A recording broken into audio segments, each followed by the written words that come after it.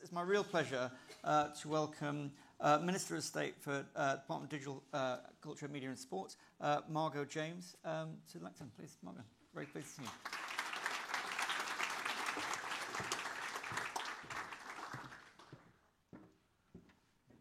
Thank you very much, Anthony. Yes, I do have a busy day. Busy getting back to Parliament, supporting my Prime Minister against a minority of my colleagues who, in my view, have taken a very irresponsible action. But my day is always busy.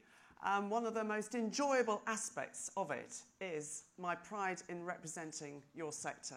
So it gives me great pleasure to be with you here this morning and to be able to catch the half, at least, of Kate's very interesting speech earlier.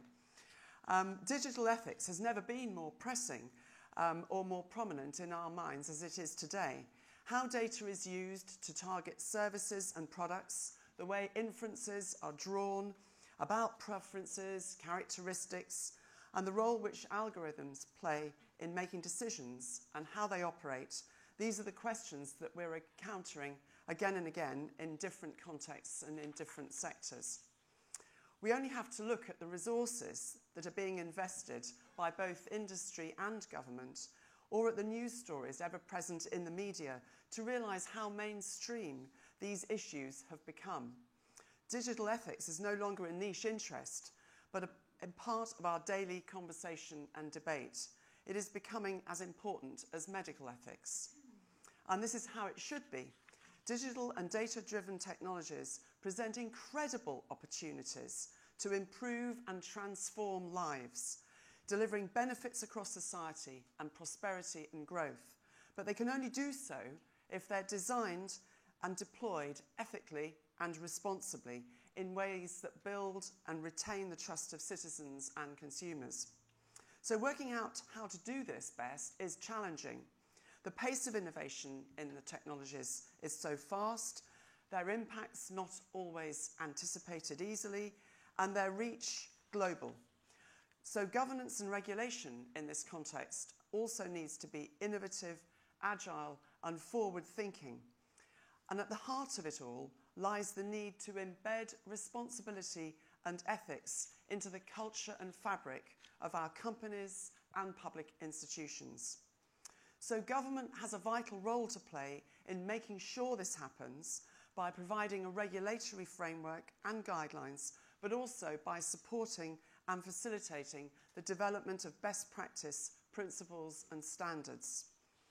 The last 12 months in particular has seen us take hugely ambitious and important steps in this direction. At the start of the year, we launched the Digital Charter, a programme of work through which we want to make sure that the internet works for everyone, for people, businesses, and society as a whole. So as part of that charter, we have successfully passed the Data Protection Act, incorporating the GDPR into UK law and creating a new data protection framework fit for the digital age and giving people more control over their own data. We've strengthened the UK's data regulator, the Information Commissioner, to ensure that she has the resources and powers that she needs to fulfil her remit. And our ICO is the biggest and most powerful regulator within the European Union. We've published the Internet Safety Strategy Green Paper and setting out the principles that underpin our approach to internet safety, and we'll launch our online harms white paper early next year. We've revised and updated our data ethics framework, setting out clear principles for how data should be used in the public sector. And each of these initiatives will play a key role in ensuring that the digital and data-driven technologies are used securely, responsibly and in the interests of society. So innovation and innovative businesses can only thrive when people trust that technology is working for them and that they will be protected from harm. And that public confidence and trust in data management has taken a hit this year with various scandals. So we need, I think, to work together to rebuild that trust and confidence among citizens.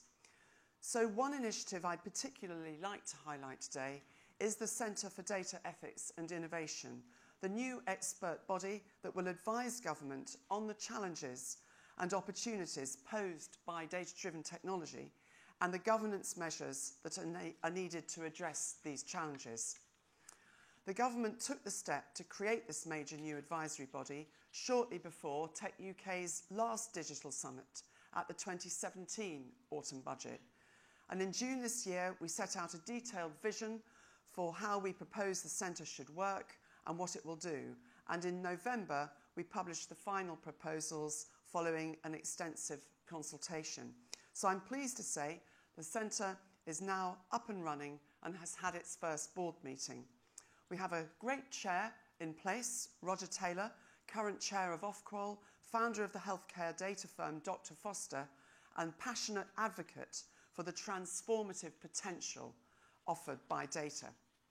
And he and we have assembled a board that brings together some of our best and brightest minds from different sectors and disciplines, business leaders and ethicists, philosophers and lawyers, regulators, research and parliamentarians. And we commissioned the centre's first two projects, one examining how data will shape people's online experiences, and the other looking at the potential for bias in decisions made using algorithms, which Katie covered so well in her speech earlier. So it's no surprise that since we announced the centre and a host of similar initiatives have been announced around the world, that there is a clear recognition on the part of governments worldwide that addressing these ethical challenges posed by digital technologies will be the key to unlocking and enabling innovation, and that the countries who lead the debate are the ones that will remain competitive in an ever more competitive world. Of course, the responsibility for ensuring that digital technologies are used ethically and responsibly does not fall on government alone. Industry has to play the central role, a bigger part, and of course has a vested interest in doing just that. For the companies that earn their citizens and consumers' trust are the ones that will thrive in the future. So it is really gratifying to see how many companies are responding well to this challenge and have been thinking about these issues and acting on them in the last 12 months. The best solutions will be the ones that are developed voluntarily and that recognising that ethics is a key to success rather than an obstacle to it. And for much of this work, we are at a comparatively early stage. Going forward, we will need to scrutinise our collective efforts to work out what is working and what is not, what has been addressed and what remains outstanding. This is one reason why we've created the centre, but it is not for the centre alone, of course. All of us need to monitor these questions to work out how we can embed ethical thinking ever more firmly into our practices and products. And as I alluded to earlier, to ensure that public trust is placed at the heart of this work. So to conclude, if we are to succeed in unlocking the huge benefits available to the UK from these amazing technologies, we must begin with ethics, and that this must go hand in hand and right to the heart of real efforts that we make to engage citizens and consumers in the debate and to prove the trustworthiness of these technologies.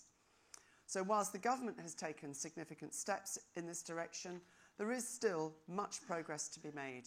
Industry, civil society and government will all need to work collaboratively to achieve these aims. So I hope that the discussions that you have today will allow you to explore these issues in more detail. I think it's absolutely fantastic that you're having this conference today, really timely, and I look forward to hearing the conclusions that you will reach. Thank you very much for inviting me and to listening to me this morning.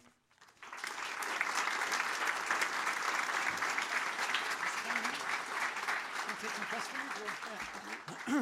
If you've got time. Yeah, that would be terrific. First of all, can I congratulate you on being perfectly colour coordinated with our set today? This is quite extraordinary, the lengths that we go to.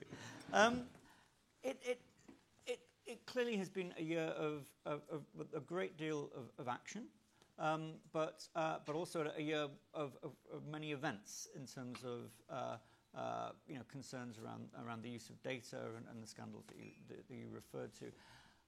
What's your level of confidence that we're moving at sufficient pace, that we're making enough practical progress? And that's not just a question to government, but also a question on industry and others in the room today. What's your sense? Well, I think that because the pace of technological advance is so rapid and it takes so many different forms, that there is always a sense that we are in government running to keep up. And to a certain extent, I think that's true for industry as well. I think where I've seen a huge change this year is the uptick in the discussion around the ethical considerations. Some of the things that have gone wrong this year, or have been going wrong but have come to light this year, with the abuse of people's data and the manipulation of it and all the investigations and inquiries that our Information Commissioner has currently got underway, I think has prompted a much greater public awareness, a greater concern, but also, I think, more realism about the models, the financial models that make some of our data services and social media platforms work. And I think it's good that people now have more information and citizens can get involved in the debate and hold companies to account. And I think they expect governments to do the same. So I think we're definitely going in the right direction. And I feel we've got a good pace. There's a risk of things, of getting, I think it's vital we get these things right. So I'm not concerned about the feeling sometimes we're running to keep up, because I do feel the emphasis must be on getting the regulations right so that innovation can thrive, but public trust can be rebuilt. Thank you. So I think we've got time for just 2 or 3 questions. Oh, maybe 2 questions, I think. And so would anybody like to... We've got some mics in the room, so anybody would like to... Oh, you're all being very quiet and shy first thing this morning. Oh, there's a question over there. Can we make... There's a mic just coming through. Thank you very much. Minister, thank you very much for making time in your day. I'm Simon Burrell, Senior Associate of Involve. So I'm interested, I guess, in how we make sure, how you're interested in making sure that this is a properly deep-rooted public debate. So we're in London, but we know that the public outside London are taking their kids to school, that granny's in hospital, and they're not focused on ethics or digital at all, but they are focused when it affects their lives. So how do you, government and business, make this debate make sense to citizens in Hull, in Middlesbrough, down in Cornwall? How do we actually take this out of London, outside and into where the public are? Well, I think that it's up to, certainly up to my colleagues in Parliament who represent the whole country, to work with local governments, to work with local enterprise partnerships and the local digital industry where they are, to host events, to bring people together, to use traditional media as well as social media in getting messages out, and also not just communicating out but listening back, I think, to engage in proper debate. I think the devolved assemblies have a very important role, and we work closely with the Welsh and Scottish assemblies in that context. I also think that the tech industry now is nationwide. Of course, it's particularly strong here in London and the South East, but the whole Tech Nation concept and the hubs that we're supporting around the country are important vehicles, I think, for engaging populations locally in debate about the technologies that virtually all of them use. And if I just may make the point, when I say virtually all, digital inclusion is very important to me. That is part of the ethical debate, I think. You know, it's terrible that 20% of people with a registered disability do not go online. The same percentage, probably even a greater percentage, of people over the age of 65. So there's a lot to be done in terms of bringing people with us on this journey. I've got one more question here, and there's a microphone. Yep, there's a microphone at the back.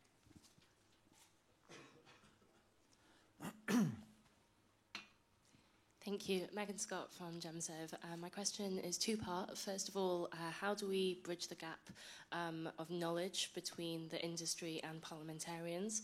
I think that we all saw that demonstrated in the recent American Senate committee, and I think the same goes for a lot of our parliamentarians today. And secondly, how do we even find oxygen for this conversation in a parliament that is so dominated by Brexit, a conversation that doesn't seem like it's going to end? Well, to deal with the first part of your question, I do feel that my colleagues in Parliament are more in tune with digital developments than some of the questioners in those Senate hearings.